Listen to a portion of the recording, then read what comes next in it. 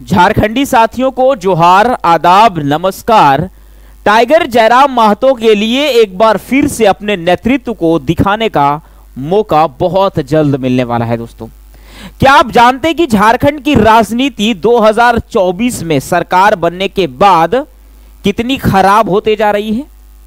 अब बात आता है कि आप इस प्रकार की बातों को क्यों कह रहे हैं। आप क्यों कह रहे हैं कि 2024 के बाद झारखंड की राजनीति खराब होते जा रही है? एक बहुत बड़ा मामला सामने आया है झारखंड की राजनीति को लेकर के, झारखंड में नगर निकाय के चुनाव को लेकर के। दोस्तों, नगर निकाय के चुनाव को लेकर के रोशनी खलगो ने जो है वो हाई कोर्ट में एक जो है याचिका दायर कर दी है।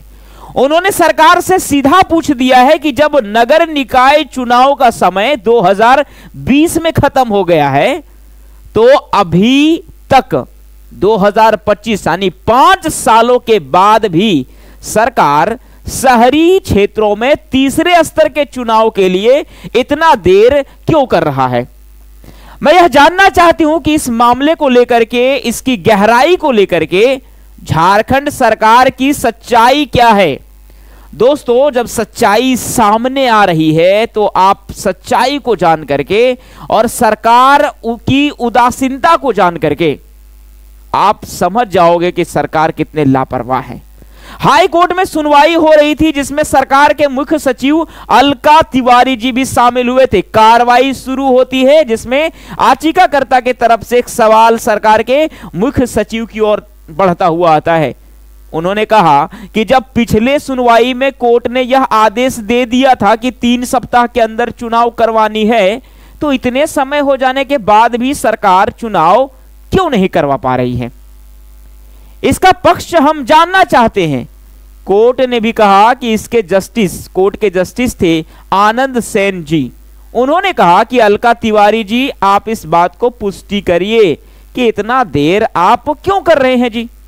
सरकार की तरफ से जो महाधिवक्ता है राजीव रंजन जी, उन्होंने सरकार की बातों को सामने रखा।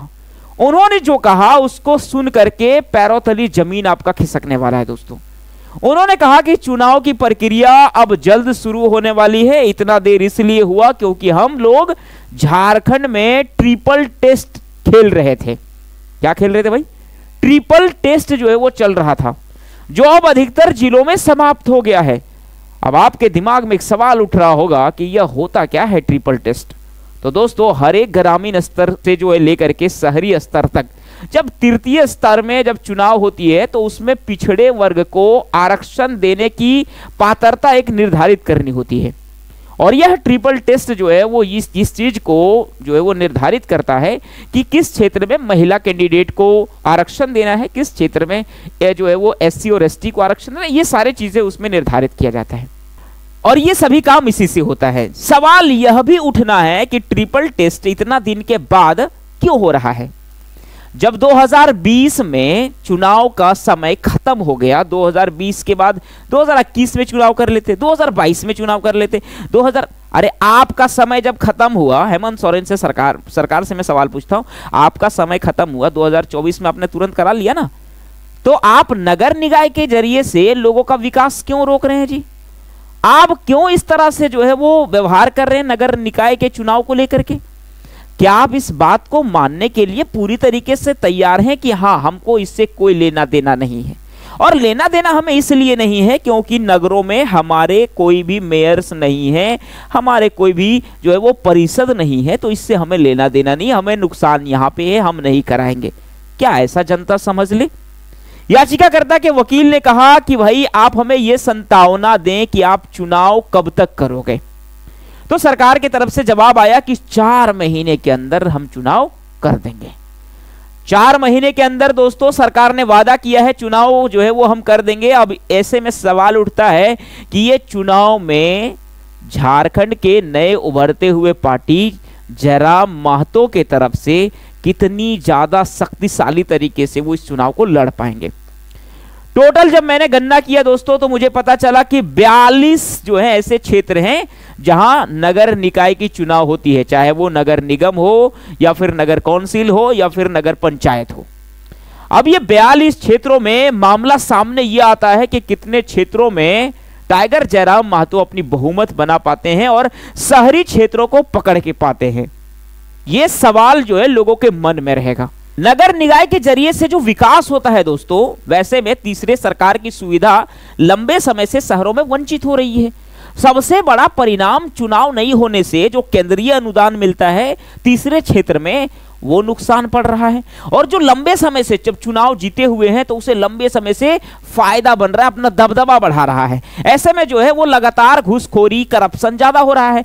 ऐसे में झारखंड सरकार को एक दायित्व बनता है कि हम इसे जल्द से जल्द कैसे चुनाव करा सके। इस दलील को सुनने के बाद याचिकाकर्ता रोशनी खलगू के वकील विनोद सिंह ने कहा कि सरकार ऐसे चुनाव पर ध्यान देती ही नहीं है और ट्रिपल टेस्ट करके एक बहाना कर रही है। इसमें ट्रिपल टेस्ट का कोई जरूरत नहीं है, आंकड़े पहले से सामने हैं। चुनाव को लंबे समय तक टालने के लिए बस ये काम किया जा रहा है, लेकिन अब इससे भी लंबे समय तक जो है वो डाला जा रहा है। यह बर्दाश्त अब नहीं हो पाएगा, जिसको लेकर के सरकार ने कोर्ट से कहा कि हम 4 महीने के अंदर कर देंगे। मामला यह है दोस्तों कि इसमें जेएलकेएम के जितने भी कार्यकर्ता हैं, वो कार्यकर्ता लगातार अपने सोशल मीडिया क्षेत्रों में अपनी एक्टिविटी को इस बार और मजबूती से दिखा रहे हैं, क्योंकि आपको भी पता होगा नगर निगम के चुनाव में झारखंड में ज्यादा से ज्यादा सीटें भाजपा के अंदर आती है, आजसू के अंदर आती है, जेएमएम के अंदर कम सीटें जो है वो प्राप्त हो पाती हैं।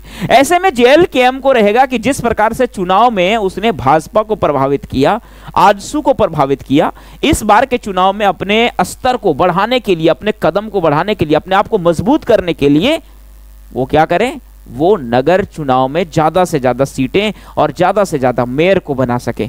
ऐसे में क्या होगा कि उन्हें मजबूती मिलेगी और आने वाले चुनाव 2029 में उन्हें अपना लक्ष्य भी सामने दिखाई देगा। लगातार ऐसे ही वीडियो के साथ जुड़े रहिए। आप देख रहे थे सच्ची आवाज। धन्यवाद।